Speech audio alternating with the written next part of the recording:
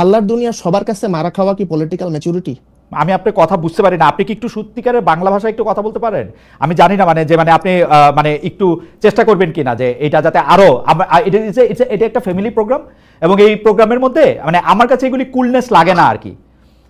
আমি মারা খাওয়া বলেছি আমার, কারণ আপনি যদি সাউন্ড বাইট চান তাহলে এটা একটা বিষয়, আর যদি আমার কথাটা অ্যাকচুয়ালি না আপনি তো ইশাক আপনি তো আক্রমণাত্মক কেন? আমি কেন আপনার থেকে সাউন্ড বাইট চাবো বলেন তো আমাকে? আপনি প্রথমে এসে বললেন যে এই ধরনের অনুষ্ঠানে আসতে আমি নিরুৎসাহিত করছি, কি আক্রমণাত্মক হবো আপনার জন্য আমি? আপনি আমারে বলেন তো, মানে আপনারা এইসব অ্যাপ্রোচ পাইছেন? আপনারা আমি এত ভদ্রভাবে এতভাবে একটা জিনিস জানতে চাইলাম, আপনি এই শিবের গীত কেন গাচ্ছেন? আপনি আমারে বলেন তো। আচ্ছা, এই যে আপনি বললেন যে শিবির গীত, এখানে এই ধরনের লোডেড কোশ্চেন, এইটার মধ্যে আমি কোনো লোডেড কোশ্চেন করি না ইশাক, আমি কোনো লোডেড কোশ্চেন করি নাই। আমি আপনাকে কোশ্চেন করছি, কোশ্চেনের পরিপ্রেক্ষিতে আপনি যে কথা বলছেন সেই কথার প্রেক্ষিতে আমি বলছি যে আপনি ইররিলেভেন্ট ভাবে এই কথাটা এখন আপনি বলতেইছেন, আমি আপনার থেকে সাউন্ড বাইট চাচ্ছি। লোডেড কোশ্চেন আমি করলাম না, আপনি মন্তব্য করলেন। আমি কিন্তু বলে রাখি, দলের কোনো সিদ্ধান্ত নেওয়ার ক্ষমতা নাই দলের টপকে চেঞ্জ করার। আমরা গত 40 বছরে তাই দেখছি। ওয়েস্টমিনিস্টারের উদাহরণ আপনি দিলেন, ওয়েস্টমিনিস্টার ডেমোক্রেসি বাংলাদেশে আইসা ওই যে মানে আমি কি বলবো, পথিক তুমি পথ হারাই আছো। যারাই নির্বাচন করতে আসবে বা ভোট চাইতে আসবে, নির্বাচনী অঙ্গীকারের মাধ্যমে তাদের পরিষ্কার করতে হবে যে নারী, শ্রমিক বা শ্রমজীবী, জাতিগত, ধর্মীয়, ভাষাগত, লৈঙ্গিক সংখ্যালঘুদের অধিকারের ব্যাপারে তাদের অবস্থানটা কি, মানে তাদের রাজনৈতিক, অর্থনৈতিক ও ব্যক্তিগত মুক্তির বিষয়ে তার অবস্থান কি। জুলাইয়ের পর প্রাথমিকভাবে আমি খুব একটা আগ্রহী ছিলাম না এই ধরনের টক শো করতে, এবং আরও অনেককেই আমি অনুৎসাহিত করেছি। এখানে একটা রিজন ছিল, আমাদের মেইনস্ট্রিম মিডিয়া গত 15 বছরে তাদের ভূমিকা কি, সেই ভূমিকার পুনর্মূল্যায়ন ছাড়া আমরা যদি আবার তাদের সাথে নিজেদেরকে অ্যালাইন করি তাহলে আমরা রিকনসিলিয়েশন প্রসেসটাকে বাধাগ্রস্ত করছি কিনা সেটার একটা বিষয়। তো তারপর সবাই আসছে যেহেতু, তারপর আমিও আসলাম, এবং আপনাকেও ধন্যবাদ যে আমাকে ডেকেছেন। কিন্তু জনাব মোহাম্মদ ইশাক, আপনি যে কথাটা তুললেনই, আপনার কি মূল্যায়ন হয়েছে গত 15 বছরে আমাদের ভূমিকা কি ছিল? আপনি মূল্যায়ন করেছেন, মানে কোনো কজ, মানে কোনো একটা কন্টেন্ট অ্যানালাইসিস করেছেন কিনা? হ্যাঁ, আমার তো মূল্যায়ন আছে। আমরা এগুলো নিয়ে আমি ব্যক্তিগতভাবে লেখালেখি করেছি, আমরা একটা রিসার্চও করেছিলাম। সিটিজেন ইনিশিয়েটিভ একটা সামাজিক সংগঠন থেকে, অ্যান্টি ফ্যাসিস্ট কোয়ালিশন তাদের একটা প্ল্যাটফর্ম আছে, সেখান থেকে আমরা যৌথভাবে একটা কন্টেন্ট অ্যানালাইসিস করেছিলাম যে কিভাবে মূলধারার গণমাধ্যমগুলো হাসিনার 15 বছরের শাসনকে বৈধতা দিয়েছে। তো আমি এখানে আলোচনা শুরু করার আগে আপনাকে প্রথমে অনুরোধ করবো যেটা, যে কাইন্ডলি প্লিজ আমাকে একটু সময় দিবেন কথা বলার জন্য, এবং কারণ আপনি যদি সাউন্ড বাইট চান তাহলে এটা একটা বিষয়, আর যদি আমার কথাটা অ্যাকচুয়ালি না আপনি তো ইশাক আপনি তো আক্রমণাত্মক কেন? আমি কেন আপনার থেকে সাউন্ড বাইট চাবো বলেন তো আমাকে? আপনি প্রথমে এসে বললেন যে এই ধরনের অনুষ্ঠানে আসতে আমি নিরুৎসাহিত করছি, কি আক্রমণাত্মক হবো আপনার জন্য আমি? আপনি আমারে বলেন তো, মানে আপনারা এইসব অ্যাপ্রোচ পাইছেন? আমি আপনার থেকে সাউন্ড বাইট কেন নিব? আপনি আমারে বলেন তো, আপনার থেকে সাউন্ড বাইট আমি কেন নিব? আমি কোন জায়গায় গিয়ে আপনার সাউন্ড বাইট আমি ব্যবহার করবো যে আপনার থেকে আমার সাউন্ড বাইট নিতে হবে? আপনি আমারে বলেন তো। আপনারা আমি এত ভদ্রভাবে এতভাবে একটা জিনিস জানতে চাইলাম, আপনি এই শিবের গীত কেন গাচ্ছেন? আপনি আমারে বলেন তো, মানে আপনি কি প্রমাণ করতে চাচ্ছেন? আপনি আমারে বলেন। আপনি আমার প্রশ্নের উত্তর দেন দয়া করে, যে আপনি বলেন যে নারী, শ্রমিক, জাতিগত, ধর্মীয়, ভাষাগত, লৈঙ্গিক, এবং এই ধরনের, মানে আমি জানি না, আপনি প্রশ্নটা জবাব দেন। আমি আপনার কন্টেন্ট অ্যানালাইসিস বা আপনি কি কন্টেন্ট অ্যানালাইসিস করছেন আপনি আমাকে জানায়েন, আমি এটা দেখব না পরে। আচ্ছা ঠিক আছে, এই যে আপনি বললেন যে শিবির গীত, এখানে এই ধরনের লোডেড কোশ্চেন, এইটার মধ্যে আমি কোনো লোডেড কোশ্চেন করি না ইশাক, আমি কোনো লোডেড কোশ্চেন করি নাই। আমি আপনাকে কোশ্চেন করছি, কোশ্চেনের পরিপ্রেক্ষিতে আপনি যে কথা বলছেন সেই কথার প্রেক্ষিতে আমি বলছি যে আপনি ইররিলেভেন্ট ভাবে এই কথাটা এখন আপনি বলতেইছেন, আমি আপনার থেকে সাউন্ড বাইট চাচ্ছি। লোডেড কোশ্চেন আমি করলাম না, আপনি মন্তব্য করলেন। আমি কিন্তু যদি শব্দটা ব্যবহার করেছি, এবং যারা আপনি যদি শব্দটা আমি বলি ইশাক, যদি শব্দটা আপনি ব্যবহার করবেন যখন আপনি এটার মধ্যে আসবেন, পড়বেন, অভিজ্ঞতা হবে, তারপর আপনি বলবেন। আপনি আগে থেকে কেন বলবেন? আচ্ছা ঠিক আছে, বলছেন ভাই, আপনি রাজনৈতিক বিশ্লেষক মানুষ, আপনার একটা মত থাকতেই পারে। আমরা 2 পয়সার সাংবাদিক, আপনি বলেন, আপনার যেটা বলতে ইচ্ছা করে আপনি বলেন। আপনি কিন্তু নিজে বলেছেন, এগেইন মানুষ জাজ করবে এখানে কি আক্রমণাত্মক না ঠিক আছে, প্রজেকশন করছে নিজে। আপনি বলেন মানুষ জাজ করবে, সেটা আমি জানি। আপনি বলেন মানুষ যে জাজ করবে এটা আমি জানি। আপনি বলেন যে মানুষের জাজমেন্টের জায়গা থেকে আপনি বলেন। আমি আবারও বলি, প্রশ্নটা বলি, এইটার মধ্যে বলা হয়েছে যে নির্বাচনী অঙ্গীকারের মধ্যে আপনার প্রশ্ন আমি বুঝেছি। হ্যাঁ, নির্বাচনী অঙ্গীকারের মধ্যে এটা তো ইট গোজ উইদাউট সেইং প্রতিটা মানুষের সিভিল রাইটস আছে, হিউম্যান রাইটস, ইনএলিয়েনেবল হিউম্যান রাইটস আছে, যেটাকে কেউ ভায়োলেট করতে পারে না। তো সেইটা জায়গা থেকে কোনো দল যদি সেই রাইটসের ব্যাপারে আপনার একমত না হয়, তাহলে সে তো ডেমোক্রেটিক প্রসেসে পার্টিসিপেট করতে পারবে না। ডেমোক্রেটিক প্রসেসে পার্টিসিপেশনের তো ন্যূনতম শর্ত আছে। না হলে আজকে তো হচ্ছে একটা ফ্যাসিস্ট দল বা একটা সন্ত্রাসী সংগঠন, তারা এখানে বলবে যে আমরা গণতন্ত্র চাই, এবং কোনোভাবে তারা হিটলারের মতন তারা একটা মেজরিটি নিয়ে পার্লামেন্টে ঢুকে যাবে। তো এটা তো এটা নিয়ে এটা একটা নো নো ব্রেইনার এবং নন স্টার্টার কোশ্চেন অ্যাকচুয়ালি। কোশ্চেনটা নন স্টার্টার মাইনে নিলাম। আমি এরকম বহু শুনছি, বহু মানুষের কাছে যে কোশ্চেন হয় নাই, স্টুপিড হয়েছে, নন স্টার্টার হয়েছে, সেটা ঠিক আছে। কিন্তু আমি আপনার কাছ থেকে জানতে চাইতেছি যে ধরেন এই যে নারীদের যে নির্বাচনী অঙ্গীকারের মাধ্যমে নারীদের রাজনৈতিক, অর্থনৈতিক ও ব্যক্তিগত মুক্তির বিষয়ে অবস্থান পরিষ্কার করতে হবে, আমি জানতে চাইতেছিলাম যে আপনার অবস্থানটাকে, আপনি কি হইলে আপনি বুঝবেন যে একটা নারীর রাজনৈতিক, অর্থনৈতিক ও ব্যক্তিগত মুক্তির ব্যাপারে তাদের অধিকারটা নিশ্চিত করা হয়েছে। সংখ্যালঘুদের ক্ষেত্রেই বা এটা কি, শ্রমিকের ক্ষেত্রে এটা কি, জাতিগত যারা কম, ভাষাগত যারা কম সংখ্যায় আছে তাদের অধিকারের ক্ষেত্রে এটা কি? আপনার তাদের যে সিভিল রাইটস আছে, মৌলিক অধিকার আছে, সেটা সংরক্ষিত হতে হবে। তাদের যে অপরচুনিটিস গুলো আছে, এই এবং যে অপরচুনিটিস গুলো, ইকোনমিক অপরচুনিটিস, পলিটিক্যাল অপরচুনিটিস এবং অন্যান্য যে সামাজিক সংগঠন এবং সামাজিক যে অধিকারগুলো আছে, সেইগুলো অপরচুনিটিস অ্যাভেল করার অ্যাক্সেস আছে কিনা এবং তারা সেটা করতে পারছে কিনা। সিম্পল, মানে এটা আমার কাছে মনে হচ্ছে এটা হচ্ছে এক কথায় জবাব দাও এই টাইপের একটা প্রশ্ন। এটা তো খুবই স্বাভাবিক, এটা এখানে এত বিশ্লেষণের আমি কোনো জায়গা দেখছি না। আপনার কাছে কি মনে হচ্ছে যে দেখুন খালেদ ভাই, এখানে কোনো তত্ত্বের প্রয়োজন নাই, কোনো ব্যাখ্যার প্রয়োজন নাই, কোনো ইন্টারপ্রিটেশনের ব্যাপার নাই। আপনি কি ভাবছেন, আমি কি ভাবছি, এই কুতর্কেরও প্রয়োজন নাই। আমি একেবারে সাদা চোখে, খালি চোখে কি দেখতে পাই, ধরুন এই যে সরকারটি গঠিত হলো, এরা কিন্তু 6টা বা 7টা কমিশন করেছে, তাই না? সেই সঙ্গে তারা নারী অধিকার কমিশনও করেছে। প্রত্যেকটা কমিশনের রিপোর্ট নিয়ে প্রচুর তর্ক বিতর্ক হয়েছে। রাজনৈতিক দলগুলো তাদের যুক্তি তুলে ধরেছেন, পক্ষে বলেছেন, বিপক্ষে বলেছেন। কিন্তু নারী কমিশনের রিপোর্ট বের হওয়ার সাথে সাথে যেভাবে বলা হলো যে এটা নিয়ে কোনো তর্কই হবে না, কমিশন বাতিল করো, এরকম কোনো আওয়াজ কিন্তু বেঁচে ফারানা, আপনার কাছে কি মনে হয় না যে অন্যান্য কমিশনের রিপোর্টগুলি তো সরাসরি ধর্মীয় যে রীতিনীতিগুলি আছে, যে আদেশ নিষেধ বিধিগুলি আছে, সেই বিধিগুলিকে তো আসলে তার সাংঘর্ষিক হয়ে তো সেগুলি আসে নাই। তো এটা কি স্বাভাবিক প্রতিক্রিয়া না বাংলাদেশের ক্ষেত্রে? আপনি যদি মনে করেন এখন অন্য কমিশনের ক্ষেত্রে এরকম কোনো নীতি থাকতো যেটা আসলে ধর্মের সাথে সরাসরি সংঘর্ষ করতেছে বলে কেউ মনে করতেছে, তাহলে সেইটার প্রতিবাদ করতে পারবে না? খালেদ ভাই, 466টা সুপারিশ ছিল, তার মধ্যে ধর্মের সাথে সরাসরি সাংঘর্ষিক যদি 10টা, 20টা, 25টা, ধরলাম 100টা, একদম ম্যাক্সিমাম ধরলাম, সেগুলোকে বাদ দিয়েও তো বাকি 366টা নিয়ে আলোচনা হতে পারতো, তাই না? কিন্তু সেই পথটাই বন্ধ করে দেওয়ার কথা হলো, 1। 2 হলো, কোন কমিশনের সদস্যকে, আমি আপনার এখানে কোট আনকোট এই শব্দটি উচ্চারণ করছি কারণ আমি চাই না শব্দের ট্যাবুর কারণে আমি শব্দটি উচ্চারণে বিরত থাকি এবং অন্যরা মনে করুক যে এই ধরনের শব্দ তো আসলে ভদ্র সমাজে অচল না। আমার ওই কমিশনের 60 নারী সদস্যদের বেশ্যা ডাকা হলো। আমরা না খুব সহজে বেশ্যা লিখি এবং বলি, কিভাবে আমি জানলাম খালেদ ভাই? ধরুন এই যে আপনার মতন হাজারটা, আমি আসলে এই জীবনে গত 17 বছরে কয়টা টকশো করেছি আমি জানি না, মানে লক্ষাধিক হয়েছে কিনা তাও জানি না, হয়তো হয়েছে। এখানে ম্যাক্সিমাম কমেন্ট আমার তর্কের খাতিরে পাল্টা যুক্তি আমি পাই না। আমাদের সমাজের পুরুষরা এতই মূর্খ, এতই অশিক্ষিত এবং এতই গর্ধব, আমি দুঃখিত আপনার এই ভাষায় বলার জন্য, এতই অশিক্ষিত এবং এতই গর্ধব যে তারা একজন নারীর যুক্তির পাল্টা। কিন্তু বারিশা ফারহানা একটু একপেশে বলতেছেন কিনা যে গালাগালি করা হয়েছে, সেই গালাগালি কিন্তু হেফাজত ইসলামের পক্ষ থেকে, আমি কি বলবো, তারা প্রেস রিলিজ দিয়ে, বক্তব্য দিয়ে তারা বলছে যে এটা তাদের বক্তব্য না, এইটা তারা প্রত্যাহার করেছে, এটা তাদের আসলে বলার উদ্দেশ্য ছিল না, এটা তারা সাপোর্টও করেন না, এটা এরকম কিন্তু তারা বলছে। আর আপনি ধরেন পুরুষদের গালাগালি আপনি করতেই পারেন, কিন্তু আপনি যদি যারা আপনার অবস্থানটা সাপোর্ট করেন না তাদের মধ্যে কিন্তু অনেক নারীও আছেন, ওইটাও কিন্তু একটা বাস্তবতা।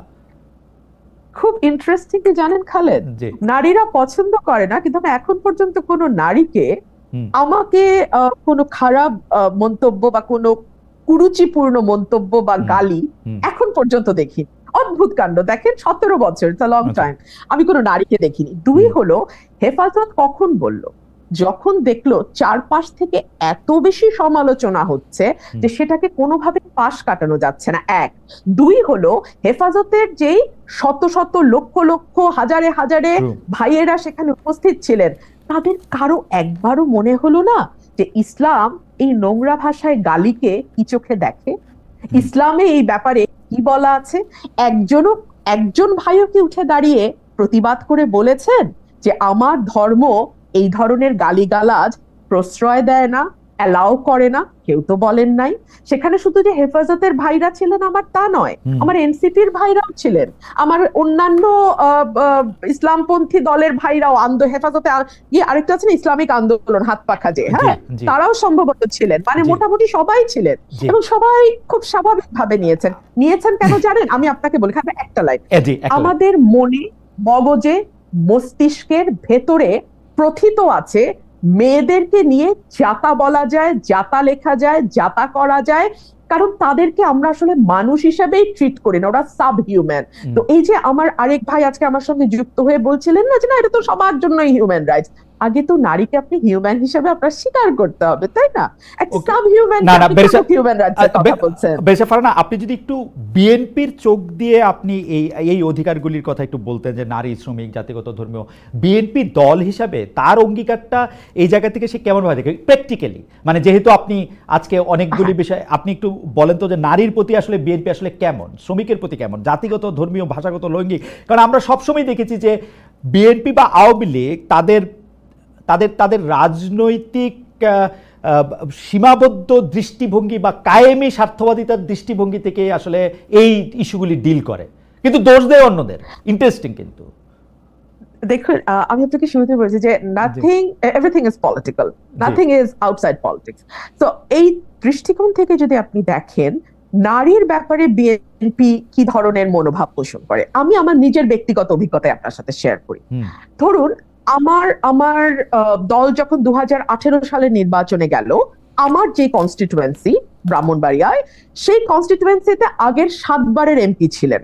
সুতরাং সঙ্গত কারণেই নমিনেশন চাওয়ার পরেও আমি নমিনেশন পাইনি, ওই ভদ্রলোক পেয়েছেন এবং উনি জিতেও এসছেন। সো বিএনপির ওই চয়েসটা হয়তো ঠিকই ছিল, কিন্তু সংরক্ষিত নারী আসনে বিএনপি কিন্তু আমাকে মনোনীত করেছে। আচ্ছা, আমাকে মনোনয়নের পেছনে কারণটা কি? সাধারণত আমরা দেখি সংরক্ষিত নারী আসনগুলোতে কোনো না কোনো, মানে দলের কোনো না কোনো নেতার স্ত্রী কিংবা তার কন্যা কিংবা তার বোন কিংবা তার ভালো বন্ধু, এরাই কেবলমাত্র সংরক্ষিত নারী আসনের মনোনয়ন পেয়ে থাকেন। আমার কিন্তু সেরকম কোনো ব্যাকিং এই দলটিতে নাই, একেবারেই নাই। সো আমার ইউএসপিটা কি ছিল? আমার ইউএসপি ছিল আমি ওরেটর, আমি কথা বলতে পারি, এবং ওই সময় বিএনপির প্রয়োজন ছিল পার্লামেন্টে এমন একজনকে পাঠানো যে কথা বলতে পারে, যে বিএনপির কথাগুলো মানুষের সামনে তুলে ধরতে পারবে। সো ওই দিক থেকে চিন্তা করলে আপনি দেখেন আমাকেও আমার ওই ইউএসপিটাকে ইউজ করেই সংসদে যেতে হয়েছে। আপনি যদি এটাকে আরো ব্রডার পার্সপেক্টিভে আমরা দেখি, ফর এক্সাম্পল জেনারেল নমিনেশনের ক্ষেত্রে, খালেদ ভাই, আমি এখন যদি আমার দলকে দোষ দেই যে কেন তারা নারীকে আরো বেশি নমিনেশন দিচ্ছে না, কেন 50% নারী যেই দেশে, সেই দেশে, বা 53% সেই দেশে, কেন অন্তত 33% আসনে, ঠিক আছে, 33% আসনে আমরা সরাসরি নারী মনোনয়ন দেখছি না কেন জানেন? বিকজ দুটো কারণ। এক হচ্ছে আমরা সত্যিকার অর্থে জিতে আসার মতো সেরকম নারী ক্যান্ডিডেট অতগুলো নেই, আসলেই নেই খালেদ ভাই। এর জন্য কিন্তু শুধুমাত্র পলিটিক্যাল পার্টি দায়ী না, এই জন্য আমাদের সমাজ ব্যবস্থা দায়ী, আমাদের পারিবারিক ব্যবস্থা দায়ী, আমাদের রাষ্ট্র। না, আমি আপনার সাথে সম্পূর্ণ একমত। আপনি চমৎকার করে বলেছেন, কিন্তু পলিটিক্যাল পার্টিগুলির তো একভাবে লিড নেয়ার থাকে। এখন আমরা যত বেশি জামাত শিবিরের, এনসিপির বা আওয়ামী লীগের সমালোচনা করি, এটা না করার ক্ষেত্রে সেই সমালোচনাটা আসলে বিএনপির এগেইনস্টও আসলে করতে পারবো কিনা, বিএনপি মুখে যা বলে আসলে সেটা প্র্যাকটিক্যালি তা করে কিনা। খালেদ ভাই, আমি কিন্তু মনে করি যে ডিসক্রিমিনেশন যেটাকে বলা হয় শুধুমাত্র নারী হবার কারণে, আমরা যদি এভাবে let's put it in this way, just because তুমি নারী সো তুমি ওই জায়গায় যেতে পারবে না, না বিএনপি এটা বিশ্বাস করে না। ওই জরিপেই মেয়েরা পিছিয়ে যায় কারণ মেয়েদের অনেক আদার রেসপন্সিবিলিটি নিতে হয়, মেয়েদেরকে অনেক রকম মানে অনেক রকম ধাক্কার মুখে পড়তে হয় যেটা একটা পুরুষকে পড়তে হয় না। বেশা ফারহানা, আমরা আবার আসবো আপনার কাছে। আমি একটু জনাব মোহাম্মদ ইশরাক আপনার কাছে যেতে চাই। আপনি আসলে যেহেতু রাজনীতির বিভিন্ন গতি প্রকৃতি বিশ্লেষণ করেন, গত কয়েকদিনে আপনার রাজনৈতিক বিশ্লেষণের মধ্যে আপনি জানেন সেগুলি নিয়ে পক্ষে বিপক্ষে নানা ধরনের আলোচনা হয়েছে, আমি আপনাকে একটু পড়ে শোনাচ্ছি। আপনি জগন্নাথ বিশ্ববিদ্যালয়ের বর্তমান সরকারের একজন উপদেষ্টা জনাব মাহফুজ আলমের মাথায় বোতল ছুঁড়ে মারা নিয়ে আপনি বলেছেন, আমি আপনাকে কোট করছি, বোতল কে ছুঁড়ে মেরেছে তা তো মুখ্য না, কোনোদিনই মুখ্য ছিল না, মুখ্য হচ্ছে এটা নিয়ে যে রাজনীতি হবে সেটা জাসি দায়ী, অর্থাৎ আপনি ওদের জামাত শিবিরকে বলেছেন এই কারণে যে আপনি পরিষ্কার করবেন সেটা জাসি বোতল ছুঁড়ে মেরেছে, জাসি দায়ী কারণ জাসি সবাইকে শত্রুতে পরিণত করেছে, এমন কেউ আর অবশিষ্ট নাই যে জাসির পক্ষে কথা বলবে। লাস্ট আপনি বলছেন যদি সবাই মিলে একটা মিথ্যাকে সত্য বলে তাহলে মিথ্যাই সত্য, জাসি এই সত্যটা বোঝে নাই জন্য শাহবাগে হেরেছে, আবার হারবে। আপনি যদি একটু আমাদের ব্যাখ্যা করেন, জাসি বলতে আপনি নিশ্চয়ই জামাত শিবিরকে, আমার মনে হচ্ছে যে আপনি নিশ্চয়ই জামাত শিবিরকে বুঝিয়েছেন, আপনি এটা যদি একটু আমাদেরকে ব্যাখ্যা করেন। 5ই আগস্টের পর থেকে বাংলাদেশে সবচেয়ে বাজে রাজনীতি করেছে জামাত শিবির, অথচ জামাত শিবিরের জন্য 5ই আগস্টের পর থেকে সবচেয়ে ভালো রাজনৈতিক ময়দান ছিল। আমার জন্মের পর থেকে সম্ভবত আমি কখনো, বা আমার বোধ বুদ্ধি হওয়ার পর থেকে আমি কখনো জামাত শিবিরের জন্য এত ভালো পলিটিক্যাল ফিল্ড কখনো দেখিনি। কিন্তু তারা যেটা করেছে, তারা সকল পক্ষকে, রাজনৈতিক পক্ষকে তারা এলিয়েনেট করেছে। প্রথমে তারা এনসিপির সাথে পরকিয়া করেছে, কোনো ফর্মাল আন্ডারস্ট্যান্ডিং এ যায়নি, তারা কোনো লিখিত কোনো চুক্তি না, সামনাসামনি প্রকাশ্য কোনো জোটে না, কোনো কিছুতে যায়নি। এখন তারা অনেকে বিট্রেড ফিল করছে যে এনসিপি এখন আওয়ামী লীগ নিষিদ্ধ হওয়ার পর কেন জামাত শিবিরের বিরুদ্ধে ক্ষুব্ধ হলো।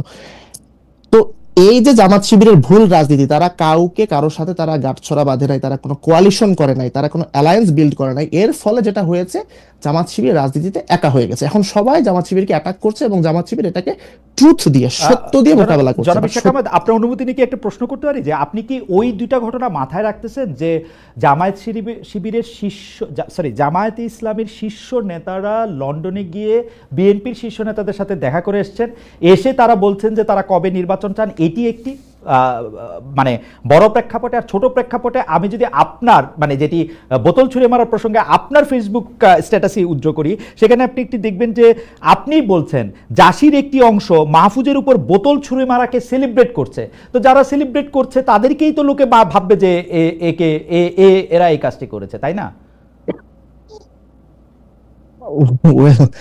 সেলিব্রেট করা আর কাজটা করা, এটার মধ্যে তো একটা সিগনিফিক্যান্ট ডিফারেন্স আছে। তো এখন জামাত কি বিএনপির সাথে জোটে গিয়েছে বা এই ধরনের কোনো আলোচনা আমি কিন্তু দেখিনি। হ্যাঁ, তারা কথা বলেছে, ডায়ালগ তো তারা সবাই করছে। জোটের প্রসঙ্গ তো নির্বাচনের সময় আসুক, তফসিল ঘোষণা হোক, তারপরে তো এটা তো সময় আছে। মানে জামায়াত এনসিপির সাথে নির্বাচন, মানে আমি বোঝার জন্য, জনাব মোহাম্মদ ইশরাক বেয়াদবি নেবেন না, আপনি বোঝার জন্য আমি বলতেছি, মানে আপনি কেন এটা ভাবতেছেন যে জামায়াত আর এনসিপির সাথে জোট করবেই না বা জামায়াত আর বিএনপির সাথে জোট করবে, এটা কি শেষ কথা বলে দেওয়ার সময় এসছে কিনা? কারণ আমি দেখতে পাচ্ছি যে জামাত চেষ্টা করতেছে আসলে কারো না কারোর সাথে থাকার। আচ্ছা, মানে এটা আমার দেখা, কারো না কারোর সাথে থাকার চেষ্টা করছে। এখন যদি জামাত এনসিপি কে দ্বিতীয় বৃহত্তম দল হিসেবে স্বীকৃতি দিয়েই দেয়, এই স্বীকৃতিটা এনসিপির এখনো প্রাপ্য কিনা এটার তো কোনো মেজারমেন্ট আমাদের কাছে নাই। কিন্তু যদি সেটা না হয়, যদি আপনার জামাত দ্বিতীয় বৃহত্তম দল হয়, তাহলে তো আমাদেরকে এটা মাথায় রাখতে হবে, রাজনীতিতে প্রধান দুইটা দলের মধ্যে কখনো কোনো জোট হয় না। জোট হয় হচ্ছে আপনার 1 আর 3, 2 আর 3 বা 2 আর 4। সো এইরকম কোথায় হয়েছে? এনসিপির সাথে যদি জামাত যদি কোনো কংক্রিট কোনো ডায়ালগে আসতো, তাহলে নিশ্চয়ই জামাত এই ধরনের ব্যাশিং এর সম্মুখীন হতো না, এরকম বিরোধিতার মধ্যে পড়তো না। তারা যেটা করেছে, এটা এই ধরনের বাজে পলিটিক্স কেউ করে না। আপনি নিজের দলের লোক দিয়ে অন্য আর একটা দল গঠন করে দিচ্ছেন, এই পলিটিক্স শুধুমাত্র জামাত ইসলামের দ্বারাই সম্ভব। কিন্তু আওয়ামী লীগ আমাদেরকে দেখাইছে না যে একটা হাসি খুশি বিরোধী দল রাখা সম্ভব, জাতীয় পার্টি। আচ্ছা, আর জামাত ইসলামী তো জামাত ইসলামী তো বিএনপি সেই হাসি খুশি বিরোধী দলটাও হইতে পারে, মানে সেই সম্ভাবনা তো আমি দেখতে পাচ্ছি আসলে। সেটা হচ্ছে জামাত এক্সট্রিমলি রিজিড, এবং আমি মনে করি যে ডক্ট্রিনাল একটা ব্যাপার। কারণ যদি ডক্ট্রিনাল ব্যাপার হতো, তাহলে ধরে 1940s এ জামাতের যে ডক্ট্রিন, সেই ডক্ট্রিন দিয়ে তো 2025 সালে জামাতের কার্যক্রম ব্যাখ্যা করা সম্ভব না। একসময় তো জামাতে আপনার আইনজীবী হওয়াই নিষিদ্ধ ছিল। হ্যাঁ, স্কুল কলেজে পড়াশোনা, তারপর শিক্ষকতা, এগুলো জামাতে আপনার ডক্ট্রিনে নিষিদ্ধ ছিল, বাট সেখান থেকে কিন্তু তারা আপগ্রেড করেছে। কিন্তু তাদের মধ্যে একটা লিডারশিপ আমি দেখি যে একটা ক্যারিসমেটিক একটা লিডারশিপের অভাব আছে। So, জামাতের যে প্রবলেমটা, সে কোনো কোয়ালিশন করতে পারছে না, সে কোনো কোয়ালিশন পার্টনার খুঁজে পাচ্ছে না, এই জন্য সে নিজেকে সবখান থেকে এলিয়েনেটেড ফিল করছে। এটা যতটা না ফিল, আমি বলবো তার চেয়ে বেশি এটা হচ্ছে তার নিজস্ব মিকিং, সে নিজেই এটা করেছে। ওকে, আমি একটু প্রশ্নটা করে রাখি। আপনি জামাতকে বলছেন জামাতের মধ্যে আপনি অনেক রিজিডিটি দেখেন, কিন্তু আমি জামাতের মধ্যে সবচেয়ে ফ্লেক্সিবিলিটি দেখি। কারণ জামাতের নেতাদের সঙ্গে যখন কথা বলি, তারা পাবলিক মিটিংয়েও এটা বলেন, এবং আমাদের সাথে সাক্ষাৎকার দেওয়ার সময়, ইন্টারভিউ দেওয়ার সময় তো তারা বলেনি যে জামায়াতে ইসলামী বিভিন্ন সময় বিভিন্ন রাজনৈতিক দলের সাথে বিভিন্ন ধরনের জোট করেছে, একসঙ্গে পথে হেঁটেছে, এবং রাজনৈতিক দলগুলো জামাত যখন সঙ্গে থাকে তখন তাকে জঙ্গি বলে, যখন সঙ্গে থাকে তখন সঙ্গী বলে, সঙ্গে না থাকলে তখন জঙ্গি বলে। এটা তারা গর্ব নিয়ে বলে। তার মানে তারা বিভিন্ন সময় বিভিন্ন জায়গায় তো গিয়েছে, আজকে আওয়ামী লীগের সঙ্গে, কালকে বিএনপির সঙ্গে, পরশু এনসিপির সঙ্গে, তরশু হেফাজতের সঙ্গে, চতুর্থ দিন চরমনায়ের সঙ্গে, যাদের সাথে কোনো রাজনৈতিক আদর্শে তাদের কোনো মিল নাই, তারপরে তারা যাইতে চায়। সেজন্য আমি তাদের মধ্যে ফ্লেক্সিবিলিটি দেখি। আপনি নিশ্চয়ই বলবেন, আমরা একটু ব্যারিস্টার ফারহানার কাছ থেকে, জি আপনি কি কিছু বলতে চাচ্ছেন? নিশ্চয় বলেন। আমি কি এক লাইন এবং একটা প্রশ্নের মাধ্যমে এটার উত্তর দিব? জি বলেন। আল্লাহর দুনিয়া সবার কাছে মারা খাওয়া কি পলিটিক্যাল ম্যাচুরিটি? আমি আপনার কথা বুঝতে পারি না, আপনি কি একটু সত্যিকারের বাংলা ভাষায় একটু কথা বলতে পারেন? আমি জানি না আপনি একটু চেষ্টা করবেন কিনা যে এটা যাতে আরো, এটা একটা ফ্যামিলি প্রোগ্রাম, এবং এই প্রোগ্রামের মধ্যে আমার কাছে এগুলি কুলনেস লাগে না আর কি। আমি মারা খাওয়া বলেছি, আমার মনে হয় না যেটা, আমি জানি না, আমি এটা মানে জানি না, আপনি যেটা বোঝা যায়, আপনি যদি সবার কাছে বিটেন আপ হন, আপনি যদি সবার কাছে মার খান, হেরে যান, হ্যাঁ, তো মারা খাওয়া, তো হ্যাঁ, এটা মারা খাওয়া, এটা কেন? ওকে, আমি জানি না, ঠিক আছে। আমার মনে হয় আপনাকে আসলে আপনার দর্শকরা বা ওরা নিশ্চয়ই আপনাকে বুঝতে পারছেন আপনি কি বলছেন, আমি বুঝি আর না বুঝি আপনার কাছে আসবো। বাংলাদেশে এই যে জাতীয় সঙ্গীত, জাতীয় পতাকা, ৭১-এর স্বাধীনতার পক্ষে কথা বলা, বা কারা তার সঙ্গী হবে, কারা জঙ্গি হবে, এই জিনিসগুলি কিন্তু ৭৮ সালের পর থেকে, বিএনপির প্রতিষ্ঠার পর থেকে, বিএনপি আসলে লিড করেছে জাতিকে, বিএনপি পথ দেখিয়েছে, বিএনপি ইনক্লুশন করেছে, বিএনপি আজকে যাদেরকে মুনাফেক বলে তাদের গাড়িতে জাতীয় পতাকা দিয়েছে, বিএনপি পলিটিক্যালি তাদের দীর্ঘদিনের পরীক্ষিত রাজনৈতিক নেতাদের বঞ্চিত করে জামাত নেতাদের হাতে ধানের শীষ তুলে দিয়েছে, জোট করে যা করার না তাও করেছে। এখন হঠাৎ করে জামাত এত খারাপ হয়ে গেল, আমি জনাব ইশাকের সাথে একদম একমত। যদি আজকে সিনারিওতে আওয়ামী লীগ থাকতো, ওর যদি জামাতকে লাগতো, তখন কিন্তু জামাত এত খারাপ হইতো না। বিএনপির এই রাজনীতিটাকে আপনি অনেক স্বার্থবাদী, আপনি আপনাদের এই রাজনীতিটাকে অনেক স্বার্থবাদিতার রাজনীতি আপনি মনে করেন কিনা? দেখুন, বিএনপি ভোটের রাজনীতি করে, আওয়ামী লীগও ভোটের রাজনীতি করে। বাংলাদেশে এই ভোটের রাজনীতিতে, বাংলাদেশে নয় সারা বিশ্বব্যাপী ভোটের রাজনীতিতে জোট একটা খুবই কমন একটা ফেনোমেনা, এবং সেই জোট গঠন আওয়ামী লীগও যেমন এক সময়ে জামাতের সঙ্গে যুগপৎ আন্দোলন করেছে, বিএনপিও সেভাবে জামাতের সঙ্গে ২০০১ সালে গিয়ে জোট করেছে। বিএনপির এই বক্তব্য আমার কাছে বিশ্বাস করার কোনো কারণ নাই। কারণ হচ্ছে যে বিএনপি বলছিল যে বিচার বিভাগকে আলাদা করবে, সেটা ব্যারিস্টার সৈয়দ ইশতিয়াক আহমেদের সময়, আপনার ২০০১ সালে আপনি মনে থাকবেন, তিনি আলাদা করতে চেয়েছিলেন, বিএনপি বলেছিল যে ক্ষমতা এসে করবে, 5 বছর কিন্তু করে নাই। আর এখন তো ওই সময় তো করবে বলে করে নাই, এখন করবে না বলতেছে, এখন কি আর করবে জীবনে? খালেদ ভাই, আমি শুধু বলবো যে সময় এই কথাগুলোর উত্তর দেবে। বিচার বিভাগ স্বাধীন করবে না, এটা কি বিএনপি একবারও বলেছে? স্বাধীন বিচার বিভাগ ওইটা করবে বলছিল, তারপরেও করে নাই। এটা তো সংস্কার তো করবে না, 2বারে বেশি প্রধানমন্ত্রী থাকতে পারবে না, এটা করবে না বলছে বিএনপি, তাইলে কি আর করবে?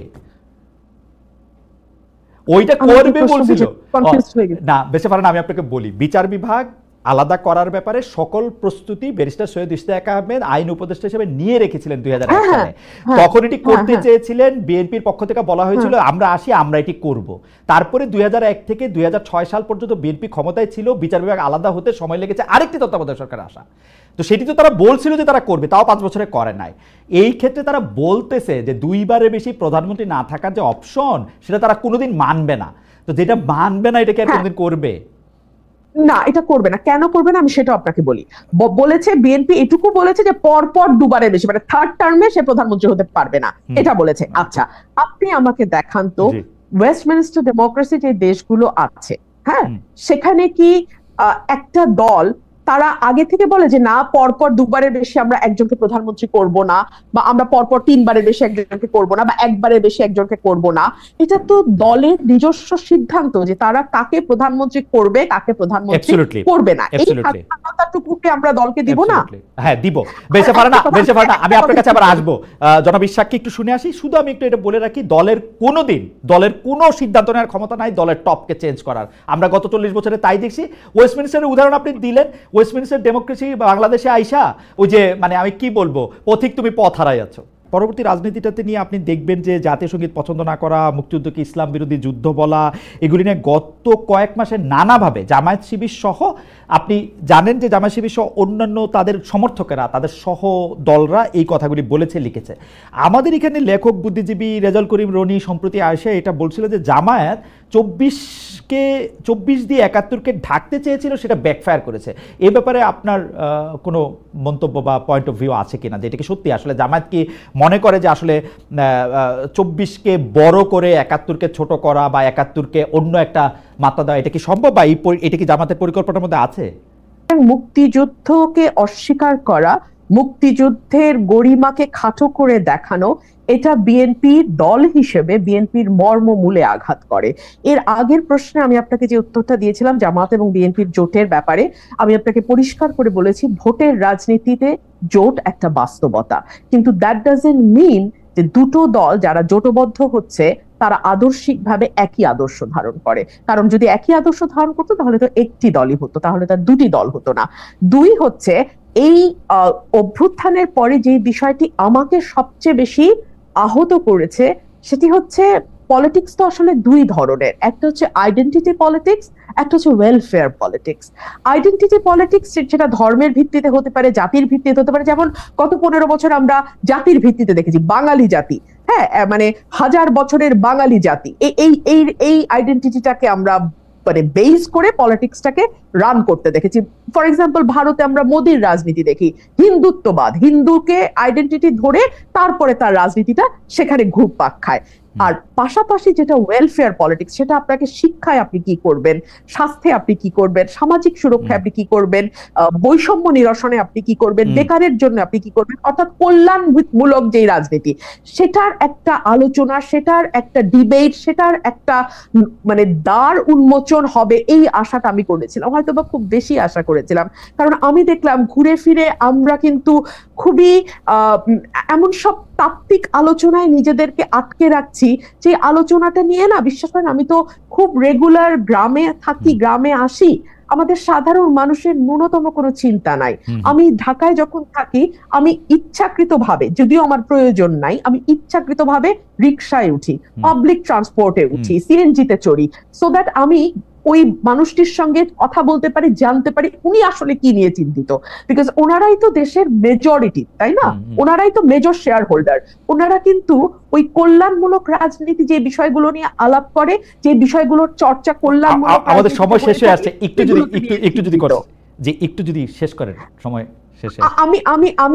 আমি আশাবাদী হতাম যদি আমি দেখতাম যে বিএনপি, জামাত, এনসিপির রাজনীতি হচ্ছে এরকম, বিএনপি তার প্রস্তাবনা দিচ্ছে যে আমরা আসলে এই কাজগুলো করব, স্বাস্থ্যে এগুলো করব, শিক্ষায় এগুলো করব, বেকারত্ব নিরসনে, জামাত দিচ্ছে তার প্রস্তাব, এনসিপি দিচ্ছে তার প্রস্তাব, সেখান থেকে মানুষ বেছে নেওয়ার সুযোগ পাচ্ছে। কিন্তু না, রাজনীতি ঘুরপাক খাচ্ছে জাতীয় সঙ্গীত কি থাকবে না থাকবে না, এটা কি গোলাম আজমের বাংলা কিনা, গোলাম আজমের বাংলা হলে সেখানে আওয়ামী লীগের ঠাঁই হবে কি হবে না, আমাদের মানে এই বিষয়গুলো না আপনাকে কেবলমাত্র গুটি কয়েক মানুষের আমি কি বলবো যে মানে রাজনীতির খোরাক হতে পারে, কিন্তু সেটা মাস পিপলকে কখনোই এই রাজনীতি স্পর্শ করবে না।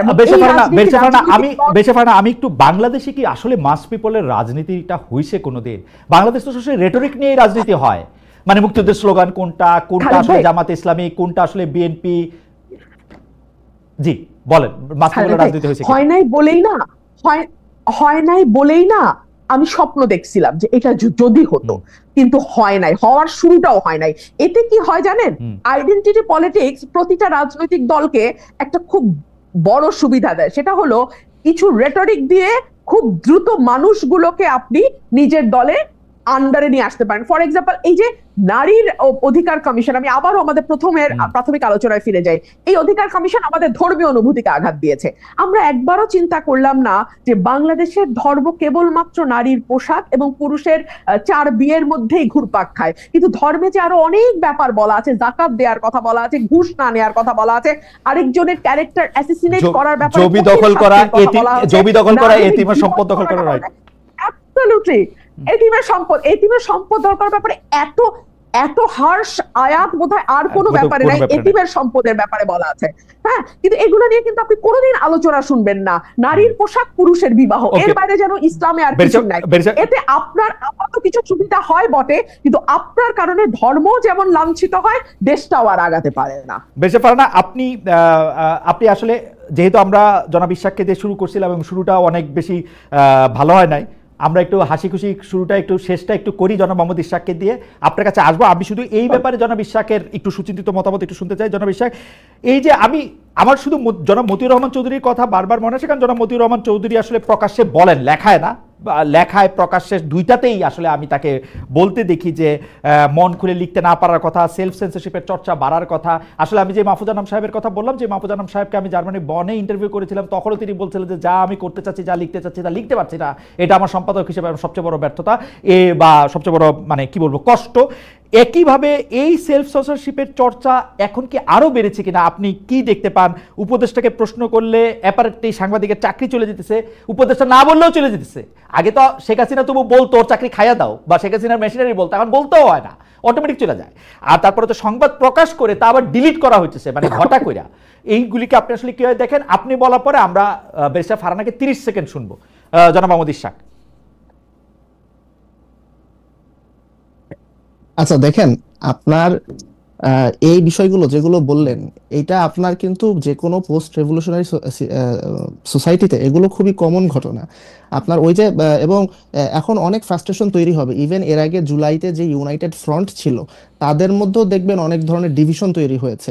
অনেকে নানান কারণে ডিস্যাটিসফাইড বা তারা মনে করবেন যে অবমূল্যায়িত হয়েছেন। তো তাদের মধ্যেও আপনার বিভিন্ন ফিচার্স দেখবেন। আপনার এই যে আমাদের বাংলাদেশ তৈরি হওয়ার পর প্রথম দশকের যে উত্তাল রাজনীতি, সেই রাজনীতির পক্ষ বিপক্ষ, সেটা কিন্তু এই যে ৭১-এ যারা মুক্তিযুদ্ধ করেছে তাদের মধ্যে নানান পক্ষ। ওই যে আহমেদ আফগানি বলল যে অনেক মুসলমান নাকি মুক্তিযুদ্ধ যেয়ে পরে তারপর তারা তওবা করেছে, ওরাও কিন্তু ওরকম ঠিক আছে জুলাইতে বুঝি নাই, তখন ভুল করে প্রোফাইল পিকচার লাল করে ফেলছিলাম, কিন্তু আগেই তো ভালো ছিলাম, এরকম একটা কিন্তু এখানে সিমিলারিটি ড্র করার স্কোপ আছে। সো নানান রকম ডিস্যাটিসফ্যাকশন সত্ত্বেও আমি বলবো বর্তমানে পরিস্থিতি আমরা অনেক ভালো আছি। এই কারণে আপনি যেমনটা বললেন যে এখন স্টেট থেকে প্রেশারটা কিন্তু আসছে না। নন স্টেট অ্যাক্টরের প্রেশার বা নন স্টেট অ্যাক্টরের চাপের সাথে আমরা যদি স্টেট অথরিটির চাপকে ছোট করে একটু মব যুক্ত করি, স্টেট প্রেশার দিল না ধরেন, কিন্তু কেউ বললো আসতাছি, ওহেন একটু গরু জব করে আসমু, ওহেন একটু তোমাকে একটু দেখে আসমু, তাহলে একটু ভয় পাবে না মানুষ? না, এটা সেফার না। এটা সেফার না এই কারণেই যে স্টেট যখন সরাসরি কারোর রাইট ভায়োলেট করছে, কোন রকম ক্রিমিনাল অ্যাক্টিভিটিস এর সঙ্গে জড়িয়ে যাচ্ছে, তখন কিন্তু আপনি কোনো না কোনো ভাবে যদি আপনি চান তাকে জবাবদিহিতার মধ্যে আনতে পারেন। কিন্তু ধরুন মোহাম্মদপুরের একটা বাড়িতে কিশোর গ্যাং ঢুকে এলোপাতাড়ি 10 জনকে কুপিয়ে গেল, এবং এটা কোনো বিচ্ছিন্ন ঘটনা না, এটা কিন্তু 24-এর গণ অভ্যুত্থানের পরে আইন শৃঙ্খলা পরিস্থিতির যে অবনতি, এটা তারই ধারাবাহিকতার একটা ঘটনা। এবং আমরা যখন দেখি যে তৌহিদি জনতা মব মরাল পুলিশিং করছে, এবং এই ব্যাপারে স্টেটের অ্যাক্টর যারা, তারা চুপ করে আছে, যেটা আপনি একদম সঠিকভাবে ধরেছেন যে যখন তাদের ইচ্ছা হয় তারা মুখ খোলে, যখন তাদের ইচ্ছা হয় না তারা মুখ খোলে না। তখন আমাদের মতন যারা একেবারেই সাধারণ নাগরিক, আমরা কিন্তু খুবই দুশ্চিন্তায় এবং খুবই নিরাপত্তাহীনতায় ভুগতে ভুগতে দিন পার করি। রুবিন ফারহানা, আপনাকে অনেক ধন্যবাদ জনাব মোহাম্মদ ইশাক।